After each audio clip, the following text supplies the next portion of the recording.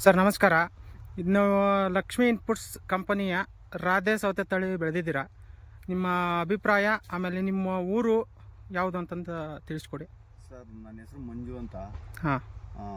ಪಾಂಡವಪುರ ತಾಲೂಕು, ಮಂಡ್ಯ ಜಿಲ್ಲೆ, ನುಗ್ಗಳ್ಳಿ ಅನ್ನೋ ಗ್ರಾಮ. ಹಾಂ. ಇದೇ ಮೊದಲನೇ ಬಾರಿ ನಾವು ರಾಧೆ ಅನ್ನೋದನ್ನ ಬೆಳೆದಿರೋದು. ಮೊದಲು ಬೇರೆ ತಳಿ ಬೆಳೆದಿದ್ದು.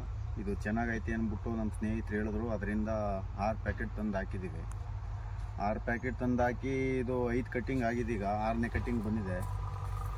5 ಕಟ್ಟಿಂಗ್ಗೆ 9 ಟನ್ ಕಾಯಿ ಕೂದಿದ್ದೀನಿ. 6ನೇ ಕಟ್ಟಿಂಗ್ ಬಂದಿದೆ. ಈಲ್ಡು ಪರವಾಗಿಲ್ಲ, ಚೆನ್ನಾಗೈತಿ. ಎಲ್ಲ ಕಾಯಿ ಕಲರು, ಲೆಂತು, ಸೈಜು ಎಲ್ಲ ಥರದಲ್ಲೂ ಉತ್ತಮವಾಗೈತೆ. ಮಾಡ್ಬೋದು. ಈ ಟೈಮಲ್ಲಿ ಈ ಥರ ಬಂದಿದೆ ಅಂದರೆ ಇದು ಇನ್ನು ಸೀಸನಲ್ಲಿ ಇನ್ನೂ ಚೆನ್ನಾಗಿ ಬರ್ತದೆ. ಅದೇ ಬೇಸಿಗೆಲೆ ಈ ಥರ ಬಂದಿದೆ. ಈ ಟೆಂಪ್ರೇಚರ್ಗೆ ಗಿಡ ಈ ಥರ ಬಂದಿದೆ. ಇದು ಮಳೆಗಾಲದಲ್ಲಿ ಇನ್ನೂ ತುಂಬ ಚೆನ್ನಾಗಿ ಬರ್ತದೆ. ನಾನು ತುಂಬ ಬೇರೆ ಥರ ತಳಿ ಎಲ್ಲ ಬೆಳೆದಿದ್ದೀನಿ. ಅದು ಈ ಥರ ಸೆಟ್ಟಿಂಗ್ಸ್ ಯಾವುದೂ ಆಗಿಲ್ಲ. ಇಲ್ಲಿ ನೋಡಿ, ಬೇಕಿದ್ರೆ ಬಂದು. ಕಾಯಿ ಎಲ್ಲ 5 ಕಟ್ಟಿಂಗ್ ಆಗಿದೆ. ಈಗ ಆಲ್ರೆಡಿ 9 ಟನ್ ಕಾಯಿ ಕೂದಿದ್ದೀನಿ ನಾನು. ಇನ್ನೂ ಯಾವ ಥರ ಇದೆ ಇಲ್ಲಿ ನೋಡಿ. ಈಚೆಲ್ಲ ಒಂದೊಂದು ಇದರಲ್ಲಿ ಒಂದೊಂದು ಅಡಿಗೆ 3 ಈಚ್ ಬಿಟ್ಟಿದೆ. ಕಾಯಿ ತುಂಬ ಚೆನ್ನಾಗೈತೆ. ಮಾರ್ಕೆಟಿಂಗು ಐತೆ, ಏನೂ ತೊಂದರೆ ಇಲ್ಲ, ಮಾಡ್ಬೋದು. ಉತ್ತಮವಾಗೈತೆ. ನಮಗಂತೂ ತುಂಬ ಖುಷಿ ಆಯಿತು.